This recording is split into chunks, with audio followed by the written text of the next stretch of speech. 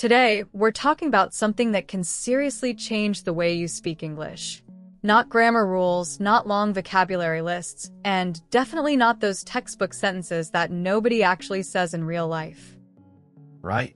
We're talking about phrases you hear in real conversations, especially in Netflix shows. Exactly. Because, you know what I've noticed? I can understand English when someone speaks slowly, but then I watch a Netflix show and suddenly I'm like, wait, what did they just say? Well, you're definitely not the only one.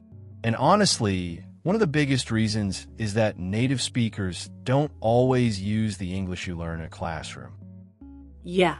They shorten things, they connect words, they use expressions that seem really simple but somehow sound completely different when a native speaker says them. Exactly. And that's what we're going to focus on today. We've picked 10 phrases that you can hear all the time in natural English. They're common, useful, and once you understand them, you'll start noticing them everywhere. And I want to make one thing clear. We're not just going to give you 10 phrases and their translations. No. We're going to break them down. We'll explain what they actually mean when native speakers use them and how you can use them yourself. And I'll also point out some small pronunciation details because sometimes knowing the phrase isn't enough. You need to know how it sounds when people actually say it. Oh, that's important. Because sometimes I know every single word in a sentence, but when someone says the sentence quickly, I don't recognize any of them. That's because spoken English is very different from written English. Native speakers connect sounds, reduce words, and sometimes make an entire phrase sound like one little unit. Okay, so let's start with phrase number 1. The first one is incredibly common. Come on. Come on. That's easy. It is easy, but here's the interesting part. Come on doesn't always mean the same thing. Really? Not at all. And this is exactly why learning phrases in context is so important. Okay, give me an example. Imagine your friend is taking forever to get ready. You're waiting at the door and you say, "Come on, we're going to be late." So there, it means something like, hurry up. Exactly. You're encouraging the person to move faster. Right. But now imagine someone tells you something you don't believe. They say, "I finished the whole project in 10 minutes. And I say, come on. Exactly. Here, you're not telling them to hurry. You're saying, "I don't believe you," or "seriously." Oh, I see. Same 2 words, completely different meaning. Yes. And there's another version. Imagine your friend is having a terrible day and says, "I don't think I can do this anymore." And I say, come on. You can do it. Right? Now you're encouraging them. You're basically saying, "Don't give up." So the tone changes everything. Absolutely. And that's something English learners sometimes miss. The dictionary meaning of a phrase is only part of the story. Your tone, the situation, and the relationship between the speakers can completely change what the phrase communicates. That's actually really useful. So if I memorize come on equals hurry up, I'm only learning one small part of it. Exactly. You're learning a translation, not the phrase itself. And Netflix is actually perfect for this because you can see the situation while you're hearing the expression. Yes. If you're watching a comedy, a drama, or even a crime series, pay attention to how the same expression changes depending on the situation. Okay, let's make this practical. If someone listening wants to start sounding more natural, how could they practice come on? Start with 3 situations. First, "Come on, we're late." That's encouraging someone to hurry. Second, "Oh, come on." That's showing disbelief or frustration. Third, "Come on, you can do it." That's encouragement. So 3 meanings, 3 examples. Exactly. And don't just repeat the words slowly. Try to copy the rhythm you hear in natural speech. Come on, we're late. Good. And notice how you don't need to pronounce every word with the same strength. In natural English, the phrase flows together. Come on, we're late. Much more natural. I already feel like this is going to be one of those episodes where I'm going to start hearing these phrases everywhere. That's the goal. And actually, phrase number 1 teaches us something bigger. Sounding native isn't about using complicated vocabulary. Exactly. Sometimes the most natural English is incredibly simple. The difference is knowing how people actually use those simple expressions. Well, that's a great place to start. One tiny phrase, several meanings, and suddenly you're paying attention to context, tone, and pronunciation. And that's exactly how we're going to approach the other 9 phrases. Good. Because I want the next one to be something people hear constantly in Netflix shows, but maybe don't fully understand. Then you're going to like phrase number 2. All right, let's get into it. Okay, so we just looked at come on, and I think that one is a perfect example of how a very simple phrase can have several meanings. Exactly. And our second phrase is another one that native speakers use constantly. You know what? Oh, yeah. I hear that one all the time. And here's the interesting thing. You know what?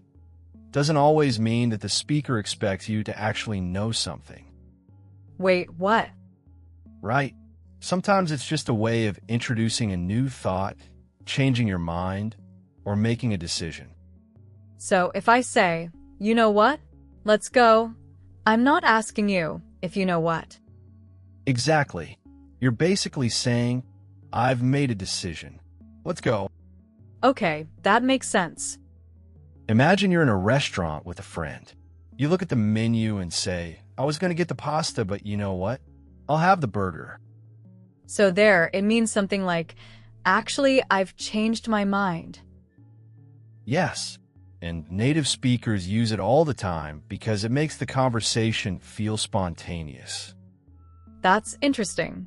So instead of saying, I have decided to change my choice, which sounds very formal. You say, you know what? I'll have the burger. Much more natural. Much more natural. What about when someone says, you know what? You're right. That's another very common use. You're suddenly accepting something the other person said. Maybe you've been arguing about something, and then you realize they have a point. So I could say, you know what? You're right. We should leave earlier. Exactly. And I guess it can also be used when you're about to say something important. Absolutely. For example, you know what? I need to tell you something. Yeah. That's very common in movies. Especially when a character is about to reveal something, make a confession, or change the direction of the conversation. So if someone says, you know what? I have a better idea. I should understand that they're not literally asking me whether I know something. Correct. They're preparing you for a new idea. Okay, but how do we make this sound natural? Because I feel like English learners sometimes pronounce every word very clearly. That's a good point. In natural conversation, you know what often becomes very smooth. The words connect together, and the phrase isn't usually pronounced like 3 separate dictionary entries. So not, you, know, what? Exactly. That sounds robotic. You want it to flow naturally. You know what? Let's do it. You know what? Let's do it. That's much closer. And I noticed something else. You know what? Can almost give you a second to think. Yes, that's another reason native speakers love it. Conversation happens quickly. You don't always have a perfectly prepared sentence in your head. Right. Sometimes you need a second. Exactly. So someone might say, you know what? I think we should just stay home tonight. They had the idea while they were talking. Right? It makes the conversation feel more spontaneous and less rehearsed. That's actually really useful for English learners, because sometimes we're trying to speak perfectly, and that's what makes us sound less natural. I completely agree. Natural conversation isn't always perfectly organized. People change their minds, restart sentences, add little phrases, and react as they think. Which is exactly what we hear in Netflix shows. Yes, and that's why watching shows can be so useful if you watch actively. What do you mean by actively? Don't just watch for the story. When you hear a phrase like, you know what? Pause for a second and ask yourself, why did the character use that phrase here? So you're studying the conversation, not just the vocabulary. Exactly. And then try creating your own examples. Okay, let me try one. You know what? I'm not going to order food tonight. I'm going to cook. Perfect. You know what? Let's watch another episode. Very natural. That's dangerous advice. Well, maybe don't practice that one too often. Especially if it's 2 a.m. Exactly. All right, let's move on to phrase number 3. Phrase number 3 is I mean. Oh, that's another one I hear constantly. And it's incredibly useful. I mean, can be used when you're explaining something, correcting yourself, adding clarification, or simply giving your opinion. So give me an example. Imagine you say, that movie was terrible. Okay. Then you realize you don't really mean the entire movie was terrible. Maybe you just didn't like the ending. So you say, I mean, the ending was terrible. So, I mean helps me clarify what I actually want to say. Exactly. What about, I mean, come on? That's very common. You're adding emotion to what you're saying. For example, he didn't even call her? I mean, come on. There it sounds almost like, seriously? Exactly. You're expressing disbelief or frustration. And can I use it when I'm thinking? Definitely. For example, I mean, I don't know. Maybe you're right. So it's almost like a conversational bridge. That's a good way to describe it. It helps you connect your thoughts while you're speaking. I think this one is especially important because English learners sometimes translate directly from their first language. Yes, and I mean, can help make your English sound much more conversational because native speakers use it naturally to organize their thoughts. So instead of saying, my opinion is that this is a bad idea, I can say, I mean, I think this is a bad idea. Much less formal. Exactly. And you can make it even more natural. I mean, I don't think it's a good idea. Okay, I can already imagine hearing that in almost every Netflix series. You probably have. You just didn't realize how useful it was. That's the funny thing about learning English. Sometimes the phrases you need most are the ones you don't notice. Exactly. You notice the big vocabulary words because they're new. But these small phrases are what connect everything together. And that's probably why someone's English can be grammatically correct, but still sound a little unnatural. Yes, they may know thousands of words, but they don't yet have the small conversational expressions that native speakers use automatically. Well, now we've got 3. Come on, you know what? And I mean. And we're just getting started. Good, because I want phrase number 4 to be one of those expressions that sounds completely different when a native speaker says it quickly. Then phrase number 4 is going to be perfect. Let's keep going. All right, we've already covered 3 phrases, and I'm starting to realize something. These aren't difficult expressions at all. Exactly. That's the point. The goal isn't to make your English more complicated. It's to make it more natural. And phrase number 4 is? Give me a break. Oh, that's a good one. Very common. And it's one of those phrases where the literal meaning can be confusing. Because literally, give me a break sounds like you're asking someone to let you take a break. Right? And sometimes it can actually mean that. But in everyday conversation, it's often used completely differently. So, what does it usually mean? It can mean, that's ridiculous, I don't believe you, or stop bothering me. The exact meaning depends on the situation and the tone. Okay, give me a Netflix-style example. Imagine two friends are arguing. One says, "You seriously think you can finish all that work in 10 minutes?" And the other says, give me a break. Exactly. They're basically saying, "Come on, that's not fair," or "Don't be ridiculous." So it's similar to come on. Sometimes, yes, but "give me a break" can sound a little stronger. What about if someone says something completely unbelievable?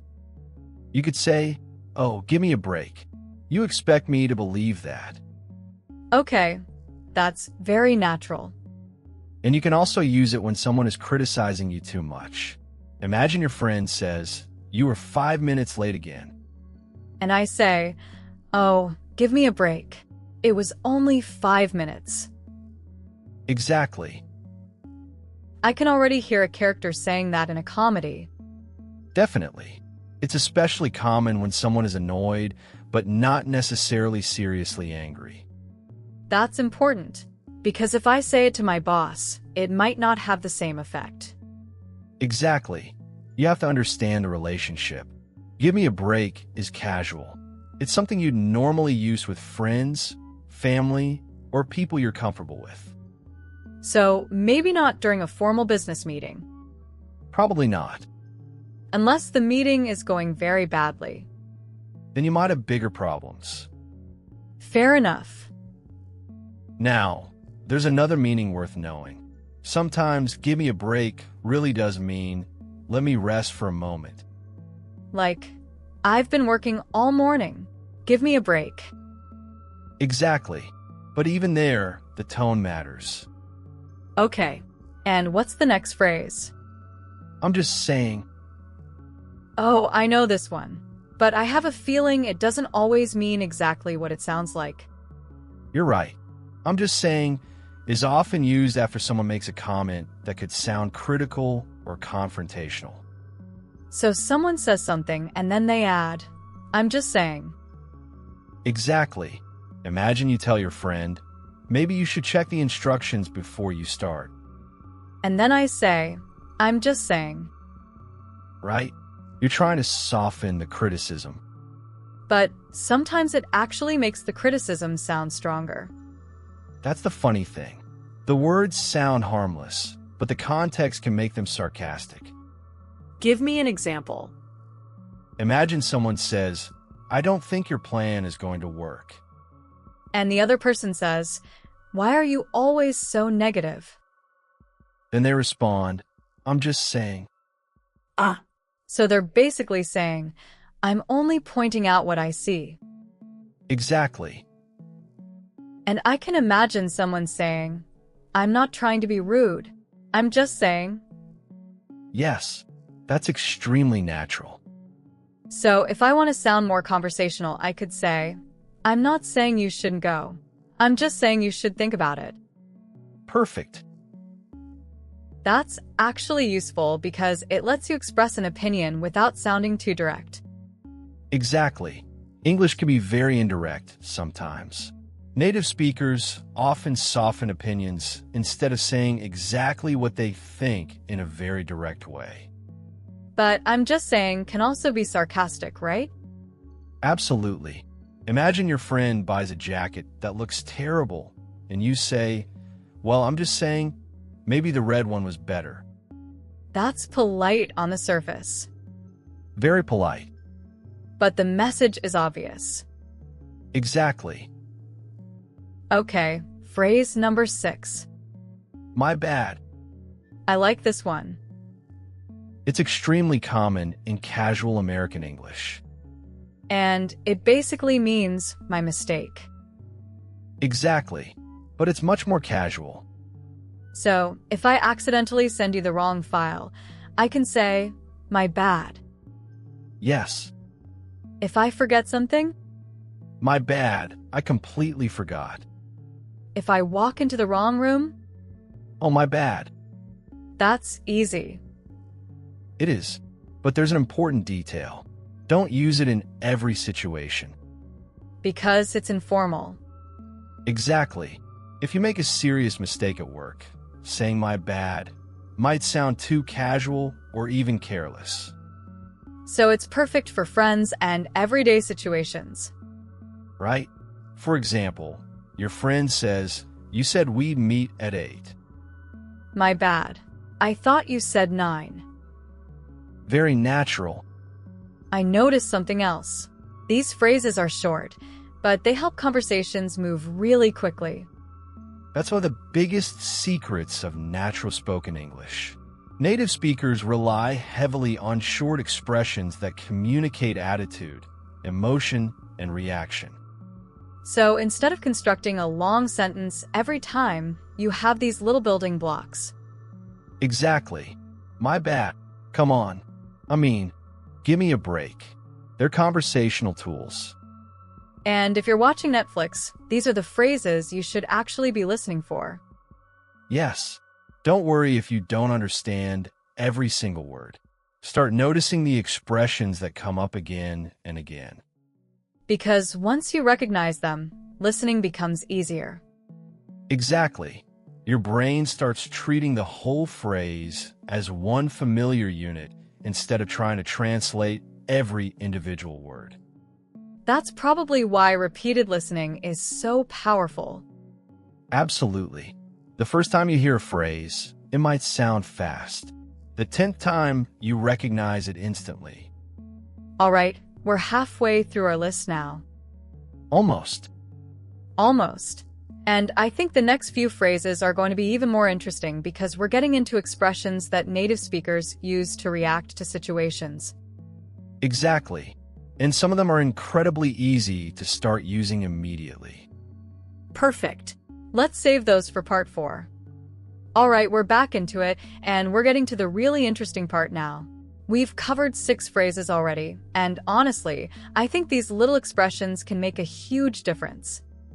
They can, especially because we're not talking about advanced vocabulary. We're talking about the kind of English people use without even thinking about it. So, let's go straight to phrase number 7. No way. Oh, that's everywhere. Absolutely. And just like come on, it can mean different things depending on the situation. The first meaning that comes to mind is disbelief. Exactly. Imagine your friend tells you, "I just want a trip to Japan." No way. Right? You're saying, "I can't believe it." And that's usually positive excitement. Yes. But now imagine someone tells you, "The company is closing tomorrow." No way. Same phrase, completely different emotion. So the tone does a lot of the work. Exactly. And there's another use. You can use no way when you strongly refuse something. Like, can I borrow your car? No way. Meaning absolutely not. Exactly. So we've got surprise, excitement, disbelief, and refusal. Right. And that's why you shouldn't memorize one translation. Think of the phrase as a reaction. A reaction. Yes. No way is something you say when something suddenly gets your attention. Okay, let me try one. You finished the entire book in one day? No way. I got tickets to the concert. No way. Seriously? That's very natural. Exactly. And notice that native speakers often combine it with another short phrase. No way. Seriously or no way? Are you kidding me? Oh, are you kidding me? That's another really common one. Yes, and actually, that's phrase number 8. Perfect. Are you kidding me? Now, literally, it sounds like you're asking whether someone is joking. Correct. But in real conversation, it's often used to express shock, disbelief, frustration, or even excitement. So if someone says they canceled the flight, I could say, are you kidding me? Exactly. You're not necessarily asking them a question. You're reacting to the information. That's interesting.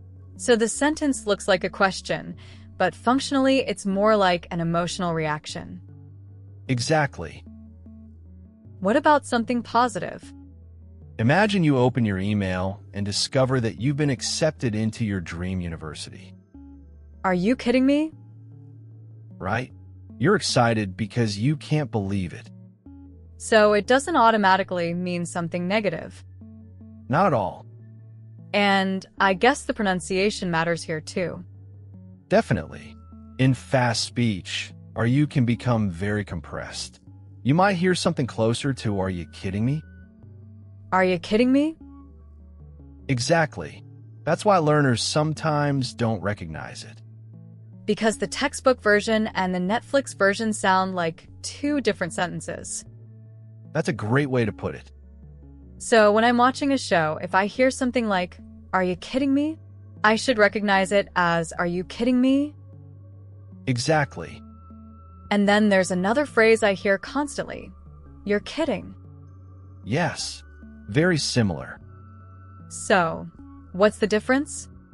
"You're kidding" is usually a reaction to information you find hard to believe. For example, he bought a house at 25. You're kidding. Exactly. And "are you kidding me?" feels a little stronger. Usually, yes. It can express much more emotion. Okay, I like that distinction. And here's phrase number 9. "It's up to you." Ah, that's a really useful one. Very useful. It means the decision is yours. So if we're deciding where to eat, you could say, "It's up to you." Exactly. I'm telling you that you can choose. But sometimes "it's up to you" doesn't sound completely neutral. Very good. The tone can change it. Give me an example. Imagine you've been arguing with someone about what movie to watch. You say, "I don't care anymore. It's up to you." Oh, that sounds annoyed. Exactly. Same words, different tone. So if I say, "It's up to you," with excitement, I'm giving someone freedom. Yes. If you say, "Fine, it's up to you," you might be showing frustration. That's such an important thing for learners to understand. The words themselves aren't always enough. Right? Natural communication is a combination of words, tone, timing, and context.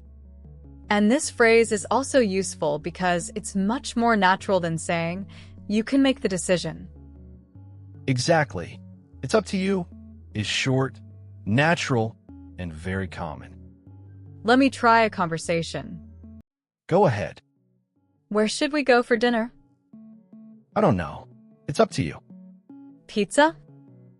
Sound good. Very simple. And that's how real conversations often are. Short phrases, quick reactions. No need to make every sentence complicated. Which brings us to our final phrase. Yes, number 10 is one of my favorites. I'm listening. "You gotta be kidding me." Oh, I hear that one all the time. Exactly. Gotta is the informal spoken form of got to in this expression. So, "you gotta be kidding me" basically means, "You must be joking." Exactly. But again, it's usually much more emotional. So if I arrive at the airport and realize I left my passport at home, "You gotta be kidding me." very appropriate. Extremely appropriate. And if my team loses in the last second, "You gotta be kidding me." I can hear the frustration already. Right? It's a very natural reaction when something unexpected or frustrating happens. And this is exactly the kind of phrase that makes English sound native, because people don't usually say the full formal version. Correct. In everyday speech, contractions and reduced forms are everywhere. You gotta be kidding me. Exactly. But I want to come back to something you said earlier. Learning the phrase is one thing. Actually using it naturally is another. Absolutely. So, how should someone practice all 10 phrases without sounding like they're forcing them into every sentence? That's the key. Don't try to use all 10 tomorrow. Pick 2 or 3 that fit your everyday life. Listen to native speakers using them. Repeat the exact rhythm, and then create situations where you could naturally say them. So, we're not trying to sound native by throwing slang everywhere. Exactly. We're trying to understand the patterns of natural conversation. And that's a much better goal. Definitely. We've now covered all 10 phrases, but I don't want to end the episode here. Good, because we still need to put everything together. Exactly. In the final part, we're going to take these phrases and put them into one natural conversation so listeners can hear how they actually work together. And we'll also go over some pronunciation and listening tips that can help you recognize these expressions when native speakers talk quickly. Perfect. That's the part one thing people are really going to need. Then let's finish strong in part 5. Let's do it. All right, James, we've made it to the final part, and I think now we need to do something really important. What's that? We need to stop looking at these phrases individually and actually hear how they work in a real conversation. Absolutely. Because knowing 10 expressions is one thing. Being able to recognize them and use them naturally is another. So, let's imagine two friends are deciding what to do on a Friday night. Perfect. Okay, I'll start. You know what? Let's just go out tonight. I'm kind of tired. Come on, it's Friday. Give me a break. I've been working all week. See? We already used 3 phrases without even trying. Exactly. And that's what makes them useful. They're not special phrases that you have to force into a conversation. They naturally appear when you're reacting, explaining, disagreeing, or making decisions. Okay, let's continue. Fine. It's up to you. We can stay home. No way. We always stay home. Well, you know what? Let's go somewhere new. I'm just saying, everywhere is going to be crowded. I mean, it's Friday night. Of course it's going to be crowded. Yeah, but we could go somewhere outside the city. Are you kidding me? That's an hour away. Exactly. That sounded surprisingly natural. Because we're using the phrases according to the situation rather than just repeating them randomly. And I noticed something. None of those sentences were complicated. That's an important lesson. Native-sounding English isn't necessarily complicated English. So why do learners sometimes feel that they need advanced words to sound fluent? Probably because textbooks often emphasize vocabulary. You learn words like nevertheless, consequently, and approximately, and you think, okay, now I sound advanced. But then you go into a real conversation, and nobody says those words. Exactly. They're useful words, but everyday conversation depends much more on simple vocabulary, natural combinations, and quick reactions. So if someone wants to sound more natural, they should focus on phrases rather than individual words. Yes. Learn chunks of language. What do you mean by chunks? Instead of learning break as one word and then try to build sentences with it, learn give me a break as one complete expression. So your brain remembers the whole thing. Exactly. Then when the right situation appears, the phrase comes out automatically. That explains why listening is so important. Very much. When you listen to Netflix shows, don't try to translate every sentence into your own language. First, try to understand the situation. And then listen for expressions. Right? If you hear no way several times, start noticing what happens immediately before it. Because that tells you the meaning. Exactly. Maybe someone gets surprising news. Maybe someone refuses something. Maybe someone is shocked. You're learning the phrase through context. And what about subtitles?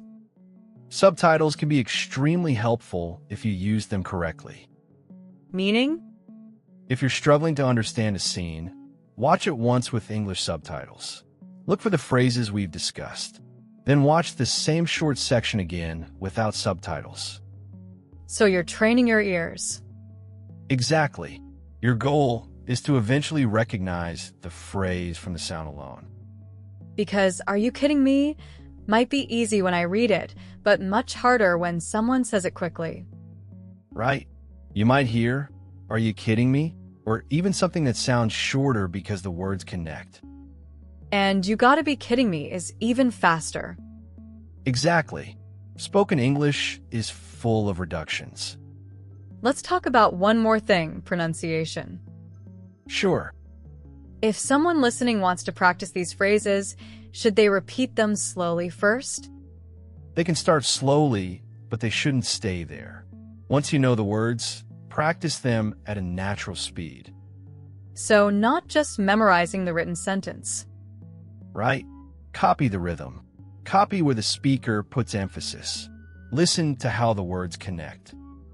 Almost like you're copying the music of the sentence. That's actually a very good way to think about it. Okay, let's go through our 10 phrases one final time. Good idea. Number 1. Come on. A common expression for encouragement, disbelief, frustration, or telling someone to hurry. Number 2. You know what? Often used to introduce a new idea, change your mind, or make a decision. Number 3. I mean. Useful for clarifying, explaining, correcting, or adding your opinion. Number 4. Give me a break. Used to show disbelief, frustration, or to tell someone they're being unreasonable. Number 5. I'm just saying. Often used to soften an opinion or criticism, although the tone can make it sarcastic. Number 6. My bad. A casual way to admit a mistake. Number 7. No way. A reaction to surprise, disbelief, excitement, or sometimes refusal. Number 8. Are you kidding me? A strong reaction to something surprising, unbelievable, exciting, or frustrating. Number 9. It's up to you. It means the decision belongs to the other person. And number 10. You gotta be kidding me. A very natural, informal way to express strong disbelief or frustration. When you put them all together, they really are everywhere. Exactly. And that's why they're worth learning. But there's one final piece of advice I want to give people. Go ahead. Don't try to become native overnight. Absolutely. Don't memorize 10 phrases and suddenly force them into every conversation. Instead, choose 2. Maybe you know what, and my bad. Start noticing them in shows. Listen carefully. Repeat them. Use them when the situation actually makes sense. Then add 2 more. Exactly. Over time, these expressions become automatic. And eventually you're not thinking, which English phrase should I use here? You're just communicating. Which is the whole point. Exactly. Fluency isn't about speaking perfectly every second. It's about being comfortable enough to express your thoughts naturally and react quickly. And Netflix shows can be a really useful tool for that, especially if you stop watching passively and start listening actively. Listen for the small phrases. Notice the rhythm. Notice the context. Then imitate what you hear. Well, I agree. and if you heard any of these phrases in a Netflix show before but never really understood why people use them, hopefully they make a lot more sense now. And the next time you hear someone say, "Come on, no way," or "You gotta be kidding me," you'll probably notice it immediately. You know what? I think that's exactly what we wanted. Absolutely. So keep watching, keep listening, and most importantly, keep speaking. And don't worry about being perfect. Just keep the conversation going. That's a great final lesson. I think so too. All right, that's it for today. See you next time. Bye.